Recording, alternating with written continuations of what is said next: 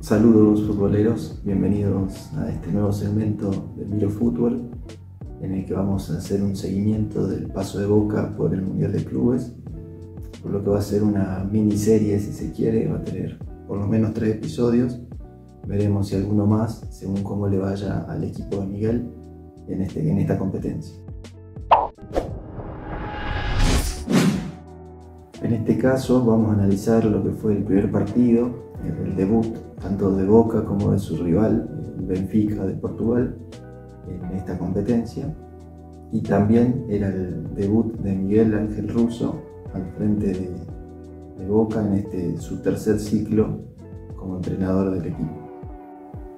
Al ser el primer encuentro con el nuevo técnico al mando, era también la primera vez que íbamos a ver, si se quiere, esta nueva versión de Boca, este equipo después de lo que fue el fallido paso de Gago y un nuevo interinato de Ron.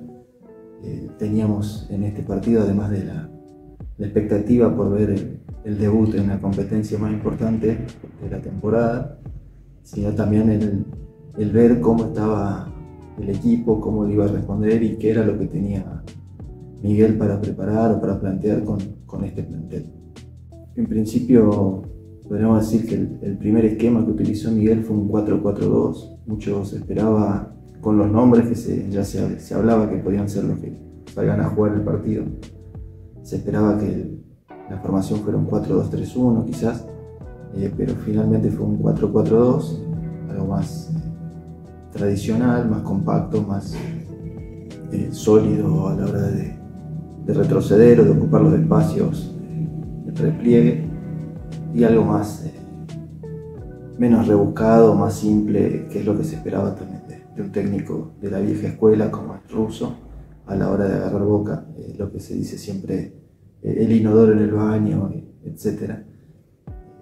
Creo que bueno, eso fue lo primero que se pudo ver. Después, respecto a los nombres, hubo también alguna modificación, la más llamativa creo, el ingreso de Figal, que no había sido tenido en cuenta en todo lo que iba del año.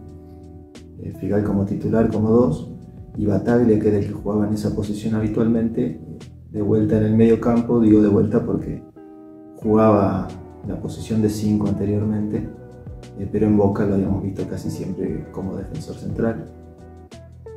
También llamó la atención en ese enroque de piezas que el que salió fue Milton Delgado, para muchos el más destacado del semestre anterior en Boca. Yo creo que fue uno de los puntos altos, sobre todo en el último partido contra Independiente. Creo que había sido el rendimiento más alto, tanto suyo como del equipo en ese partido.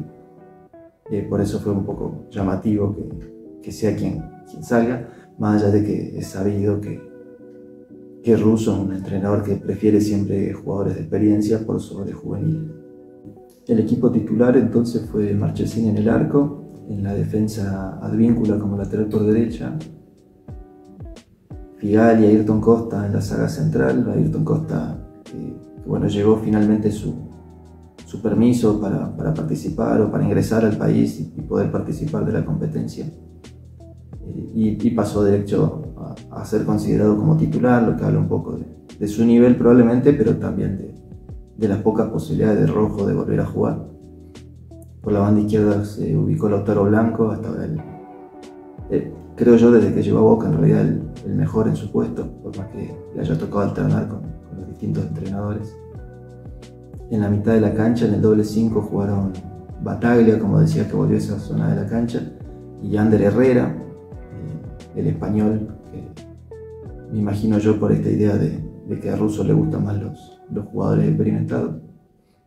Por las bandas jugaron Zenón por derecha, que en general está más acostumbrado a hacerlo por izquierda. Las veces que lo vimos por derecha fue más como un extremo a pierna cambiada, no tanto como volante como en este caso. Y por la izquierda también sorprendió que se ubicó Palacios. Antes de que inicie el partido, les decía, se esperaba que Boca juegue o 4-2-3-1 o 4-3-1-2, pensando en Palacios como enganche, pero finalmente se ubicó ahí como volante por izquierda, haciendo una tarea por ahí un poco más sacrificada de la que estamos acostumbrados a verle realizar. Y los dos delanteros fueron Alan Velasco y Miguel Merentiel, que llevó también la cinta de capitán. Con este esquema, en las dos líneas de 4, Boca se plantó a esperar atrás, a tratar de no sufrir grandes sustos o sorpresas en defensa. Recuerdo pocas situaciones en esos primeros minutos, una que Figal cruzó hacia la izquierda y se quedó mucho tiempo de ese lado, tratando de cubrir alguna espalda seguramente. No regresó a tiempo y cuando Benfica movió la pelota por la otra banda pudieron ingresar fácilmente por la derecha. Advíncula, como siempre, no fue una garantía en defensa, creo que suele ser el punto más bajo de la defensa de Boca. Y bueno, recuerdo una en esos primeros minutos, una sola clara, quiero decir. Esto fue durante los primeros 10 minutos más o menos que Boca salió a ver qué era lo que tenía para ofrecer el rival. Y a partir de ahí se fue empezando a sentir un poco más cómodo, se empezó a, no quiero decir adelantar del todo en el campo porque la verdad es que le cedía el protagonismo al equipo europeo, pero sí cada vez más seguro, más confiado. Se veía un Boca muy concentrado, muy enfocado, creo yo, muy consciente de lo que estaba jugando. Había por ahí algunos reclamos de parte de los jugadores de Benfica sobre la vehemencia con la que iban algunos jugadores de Boca. Yo creo que Boca jugó el partido que tenía que jugar, sobre todo en ese primer tiempo, con pierna fuerte pero sin recurrir a la violencia, y sostenido o amparado de alguna forma por el arbitraje, ya que el árbitro no tenía intenciones de sacar tarjetas amarillas. De hecho, durante ese primer tiempo hubo varias situaciones de ambos equipos, jugadores de ambos equipos que hubieran ameritado una tarjeta, y el árbitro terminó esa primera mitad sin sacar ninguna. Y bueno, esto también facilitó o ayudó a que Boca pueda desarrollar ese juego que claramente era lo que tenía preparado. Cuando iban 15 minutos del primer tiempo se notó a Herrera hacer gestos hacia el banco pidiendo atención porque tenía una molestia. Recordemos que Herrera ya sufrió varias lesiones, tanto el año pasado como este año desde que es jugador de Boca. E incluso, bueno, recordamos el partido en cancha de Newell's en el que ingresó a la cancha y jugó un par de minutos, se lesionó y salió solo en medio de una jugada. En este caso esperó a que termine la jugada, pero no pudo aguantar más que un par de minutos y salió de la cancha antes de los 20. En ese caso el que ingresó, yo y me imagino que la mayoría, esperábamos que el que ingrese sea Delgado, ya que en principio ya nos había llamado la atención que no fuera titular. Pero una vez más la decisión del técnico fue por otro jugador, en este caso Belmonte, y fue él el que se sumó al equipo de Boca, ese medio campo a la par de Bataglia. En ese primer tiempo Boca, y cumpliendo, como decía, a la perfección el plan, tanto de sostener los espacios, de cubrir las espaldas, de no estar nunca mal parado, de estar concentrado en cada jugada, de ir fuerte a cada disputa, también fue muy eficaz a la hora de generar situaciones de peligro, ya que en una salida de Marchesín, en una jugada seguramente trabajada, porque los movimientos fueron prácticamente de memoria, Palacios la peinó, pasó Lautaro Blanco por detrás suyo, recogió la pelota, tiró un caño, que eso seguramente es más repentización del jugador que algo trabajado, pero lo resolvió de esa manera a la marca que le proponía el defensor de Benfica, y asistió de buena manera a Merentiel, que le había marcado una diagonal por delante de Otamendi, y definió de primera al segundo palo, consiguiendo así el primer gol de Boca en la competencia y en el partido. A partir de ahí Boca también se notó con más confianza, se adelantó un poco en la cancha, el equipo rival también empezó a entrar en desesperación, a quejarse un poco más por esta cuestión de lo que ellos consideraban faltas excesivas. Como decía antes, no me pareció que en ningún caso hubiera violencia. Y Boca empezó a hacerse dueño del partido, y así fue que no mucho después, creo que menos de 10 minutos después del primer gol, tras una pelota parada evidentemente trabajada, Zenón buscó el segundo palo, y de esa manera, pocos minutos después, 5 o 6 minutos después del primer gol, tras un córner ejecutado por Zenón, seguramente trabajado por el cuerpo técnico. La pelota fue al segundo palo, el que ingresó por detrás fue Ayrton Costa, la cruzó para el otro palo por donde ingresaba Battaglia solo, que pudo definir bien, el arquero no la pudo evitar, y en menos de 30 minutos Boca se encontraba 2-0 frente a uno de los rivales difíciles que le tocaba a la hora de ver el sorteo o a la hora de mirar el grupo antes de iniciar. De hecho, creo que este era el partido clave, tanto para Boca como para Benfica. Seguramente alguno de los dos será segundo del grupo, eso sería lo que indica la lógica. Obviamente que esto es fútbol y todavía hay que jugar los partidos. Y el que ganara este encuentro casi que se aseguraba la clasificación, mientras que el que lo perdía, que le iba a quedar muy complicado no quedar eliminado ya desde el primer partido.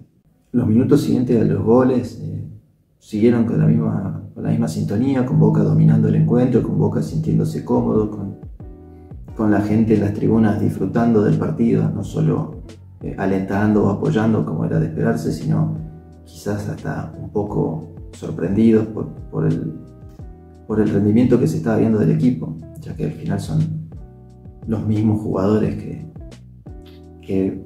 venían teniendo malos rendimientos con los últimos entrenadores. Y bueno, en este caso, frente a una competencia y un rival de este nivel, de esta magnitud, el primer tiempo que hicieron fue realmente muy bueno. Y bueno, nos tenía todos un poco asombrados y un poco disfrutando, como decía, de esa primera parte, hasta que casi inesperadamente, un poco cayó como un baldazo de agua, un córner al área de Boca, en el que Otamendi anticipó a la marca, en este caso era Palacio el que fue libre y trató de despejar esa pelota en el primer palo. Otamendi llegó primero y Palacios, con su intento de rechazo, agarró de lleno la pierna del defensor de Benfica, y tras la intervención del VAR, el árbitro sancionó penal. El que se hizo cargo fue Di María. Creo que el gol de Di María a Boca pagaba 1,05, creo que estaba cantadísimo que Di María iba a hacer un gol, y bueno, se le dio en este caso a través de la falla del penal. Lo ejecutó con la categoría que sabemos que él tiene, esperando último segundo hasta que Marchesín se movió y definiendo el otro palo, y de esa forma Benfica se fue al descanso con solo un gol de diferencia en el marcador, lo que terminó siendo trascendental para el desarrollo del segundo tiempo. La segunda parte, el planteo de Russo se modificó un poquito, no tanto en el esquema, por lo menos no de entrada. Mantuvo el 4-4-2, mantuvo la idea de tener las dos líneas esas de 4 atentas para cubrir cualquier espacio, pero creo también que se dio un poco la idea de contraatacar. Se veían muchos pelotazos de jugadores de Boca, recuerdo particularmente un par de Belmonte, en los que no había ningún delantero para ir a buscarla, o pelotazos a nadie y realmente faltaban muchos minutos, no es que Boca ya estaba para hacer tiempo y aguantar, sobre todo porque con ese gol de penal la diferencia en el resultado había quedado muy corta de un solo gol, y era sabido que el equipo europeo en algunos lugares de la cancha iba a tener mejores jugadores que los jugadores de Boca, y en cualquier momento alguno de esos duelos lo podían ganar los jugadores de camiseta blanca. Se notó, por ejemplo, en algunos casos con Carreras, que no había tenido un buen primer tiempo, y de a poco en el segundo fue levantando, empezó a ganarle duelos a Zenón. Bueno, Di María obviamente que en cualquier momento podía generar algo distinto, los delanteros, el mismo Renato Sánchez, que estuvo más ocupado en pelearse que otra cosa. Pero bueno, quiero decir, metiéndose atrás con tanto tiempo por jugar y sobre todo resignando la posibilidad de hacer un tercer gol, creo que era demasiado arriesgado frente a un equipo que se sabía tenía estas, no quiero decir figuras, en algún caso sí, pero bueno, estos jugadores que podían causar desequilibrio. Boca, además de esto, creo que se dedicó prácticamente toda la segunda parte a hacer tiempo. Cada vez que un jugador caía quedaba tirado, cada vez que la pelota salía se demoraban en sacar. todas estas mañas sonaban raras porque en el primer tiempo el árbitro había decidido dar 7 minutos, después jugó 9. Entonces, si Boca arrancaba haciendo tiempo en la segunda parte, parecía, o teníamos la sensación de que el árbitro iba a adicionar. A los 13 minutos, creo, de esa segunda parte, un poquito antes de los 15 seguro, se realizó el segundo cambio en Boca. Recordemos que había tenido que gastar una ventana en la primera parte. El que salió fue Velasco, creo que el rendimiento más flojo del equipo, sin ser tampoco un pésimo encuentro, pero creo que fue sin duda por lo menos el punto menos alto, al menos en el ataque, por ahí parejo con algunos de los defensores. Y el que ingresó fue Milton Jiménez. Yo la verdad en este caso no estuve tan de acuerdo con ese cambio y en general no estoy muy de acuerdo con esa idea. Creo que el doble 9 es un recurso extremo, casi un manotazo de ahogado, y no era la situación de Boca. De hecho, Boca estaba ganando el partido y no estaba para salir a tirar pelotazos. Me parece que hubiera sido mejor otro compañero rápido para Merentiel, un Aguirre, un Ceballos, no de extremo sino de segunda punta, antes que Milton Jiménez.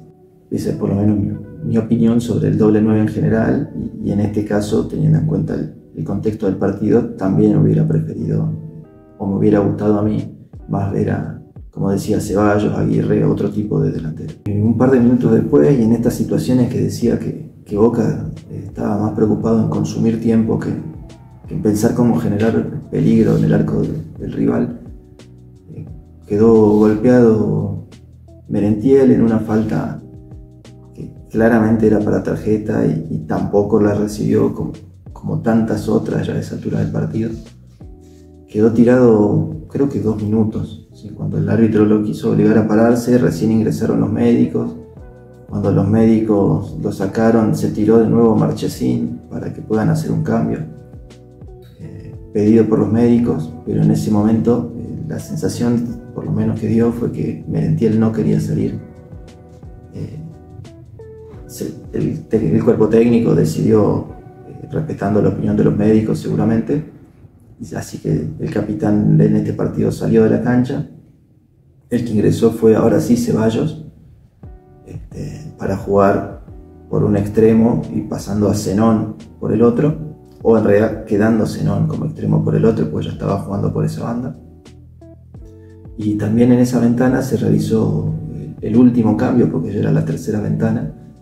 Ingresó Williams Alarcón, y el que se retiró fue Carlos Palacios, que había tenido un muy buen primer tiempo y me parece que se vio afectado por el penal que cometió.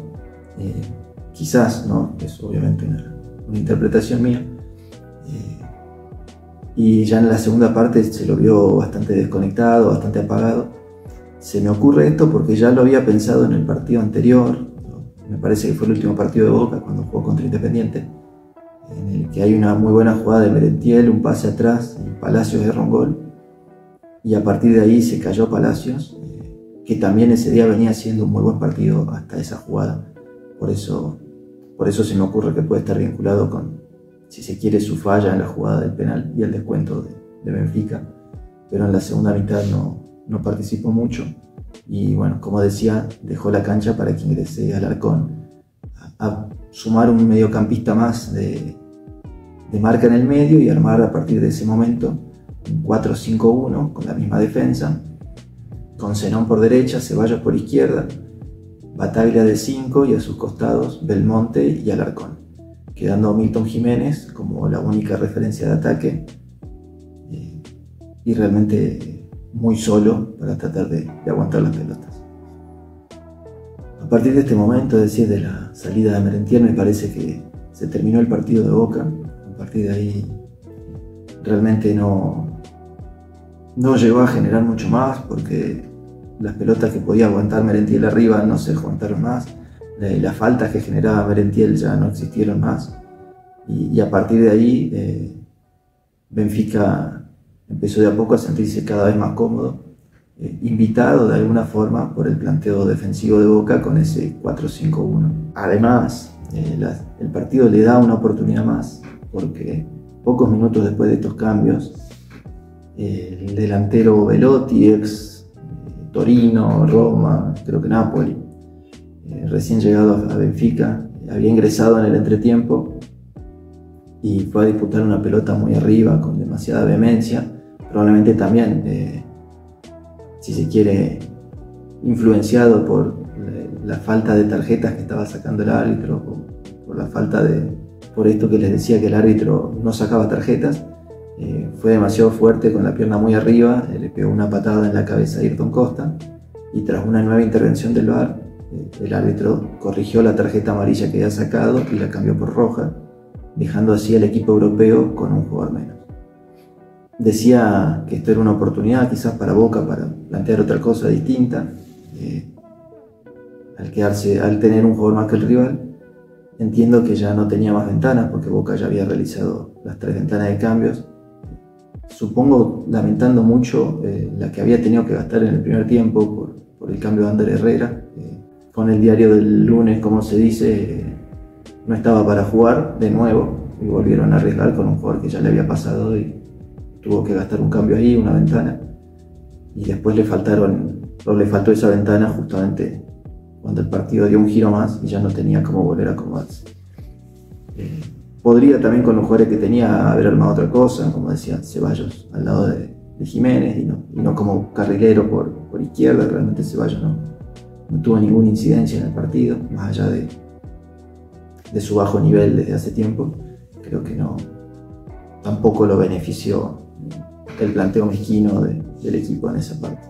De esta forma, Benfica, como decía, se fue adelantando en la cancha, empezó a buscar con más ganas el empate, porque, como decía antes, perder este partido era prácticamente quedar eliminado, mientras que empatarlo era muy diferente, si cambiaba todo.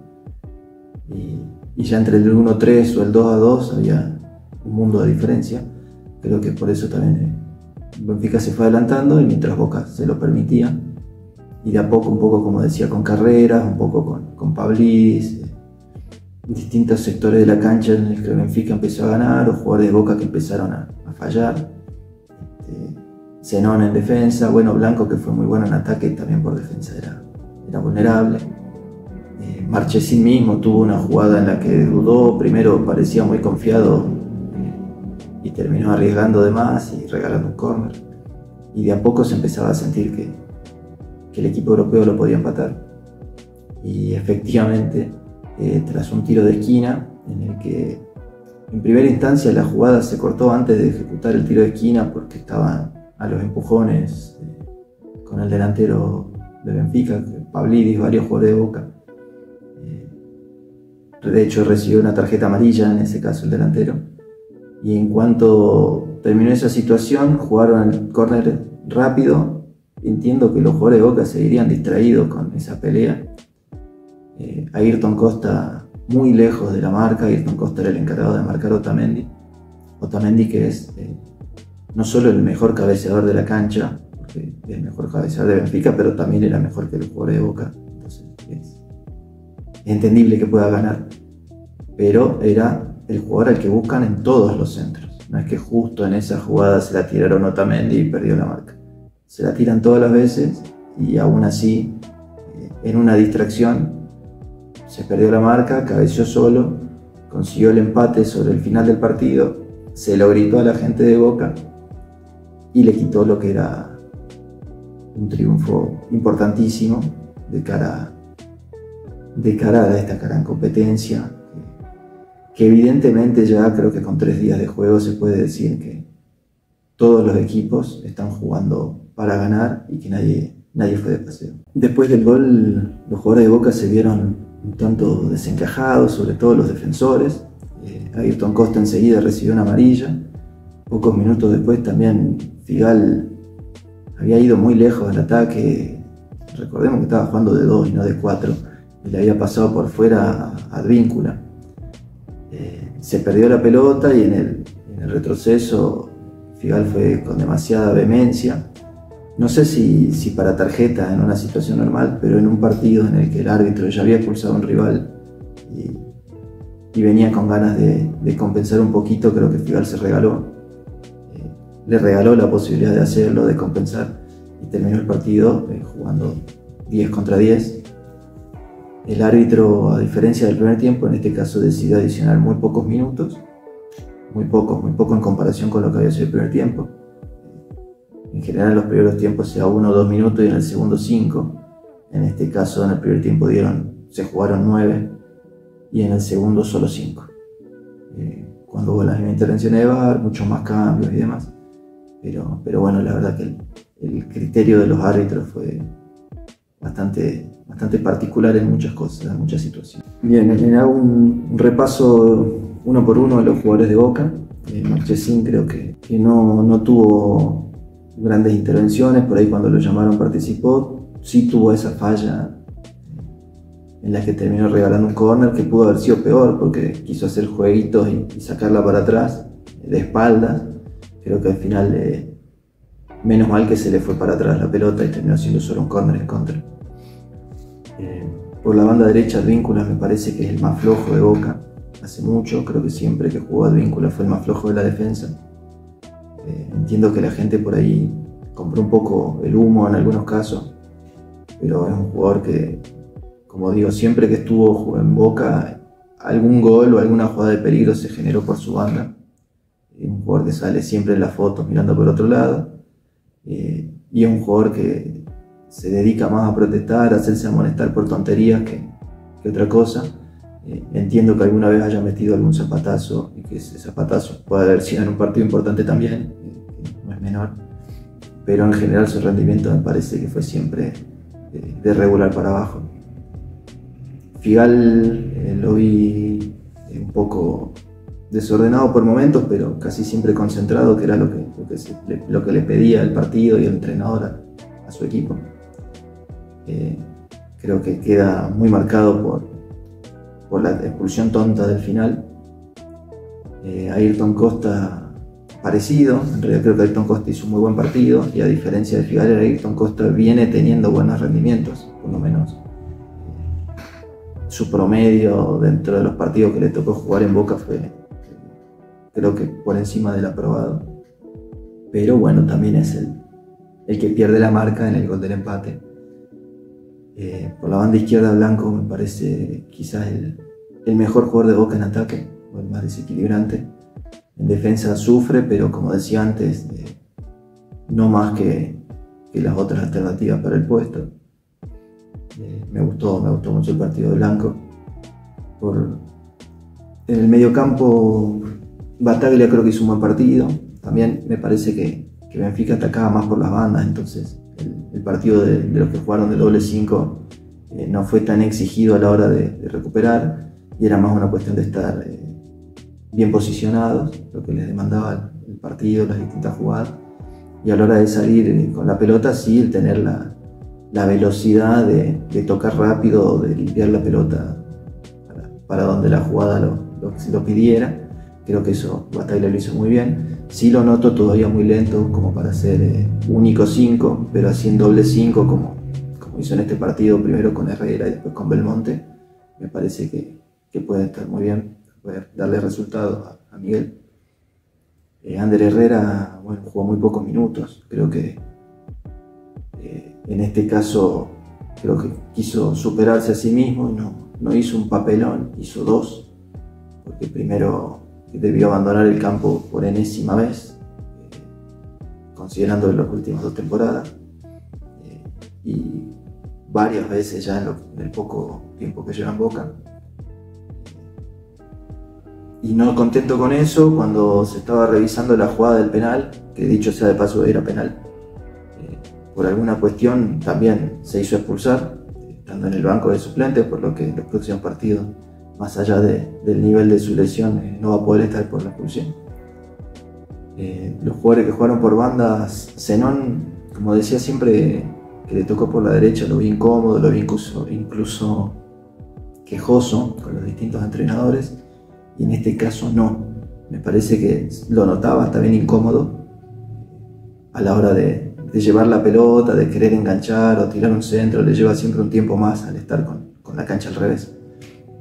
Pero a diferencia de esas otras veces que lo veía quejoso, lo vi bastante, diría, agachar la cabeza y hacer lo que le había pedido el entrenador y cumplir. Creo que fue un muy buen partido de Zenón. Y por la otra banda, parecido con Palacios, me parece que fue el partido más disciplinado de Palacios. Creo que es una palabra que encaja bien, siendo que me parece que justamente su mayor defecto era la falta de disciplina. En este caso pareciera que tanto a Zenón como a Palacios, el ruso los agarró y de alguna forma los convenció de hacer lo que él quiere que haga. En cuanto a los delanteros, Velasco me parece que fue bastante flojito, no generó mucho. Y Merentiel creo que fue sin dudas la figura de Boca. De hecho su salida fue clave a la hora de no poder aguantar, creo yo, el resultado favorable. Los que ingresaron, Belmonte me parece que es un jugador que vive tirándose, saltando, exagerando, tratando de buscar una amarilla en un rival. Creo que para él ganar es sacarle una amarilla a alguien, y por momentos parece más Nazareno, el de Video Match, saltando para cualquier lado que un futbolista profesional. Realmente a mí no me gusta nada Belmonte, aprovecho para decirlo, y creo que su partido fue, sin ser malo tampoco, más allá de lo que yo opine de él, fue bastante tranquilo, bastante discreto, cumplió con lo que le pedía el partido. En el segundo tiempo, los que ingresaron, bueno, Milton Jiménez, no recuerdo ninguna jugada de Milton Jiménez, ni aguantando la pelota, ni generando una falta, ni bajándola para otro, ni mucho menos rematando. Quizás haya pasado y yo me lo olvidé, pero realmente no lo recuerdo.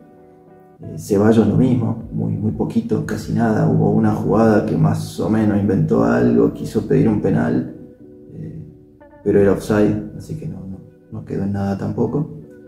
Y Alarcón sí me gustó. Quizás Alarcón podría haber entrado incluso antes que Belmonte en ese doble 5, por lo menos en lo que es a mis gustos personales. Y creo que, de nuevo, como cada vez que le tocó ingresar, lo hizo de buena manera. En definitiva, bueno, fue un empate con sabor amargo para Boca, sobre todo porque lo tenía con 2 goles de ventaja en el primer tiempo. Y como decía antes, porque era un partido, o el partido clave del grupo, para ver quién clasifica a la próxima etapa. Ahora seguramente va a quedar librado a ver quién puede sacarle un mejor resultado al Bayern Múnich, o quién le hace más goles al equipo de Nueva Zelanda.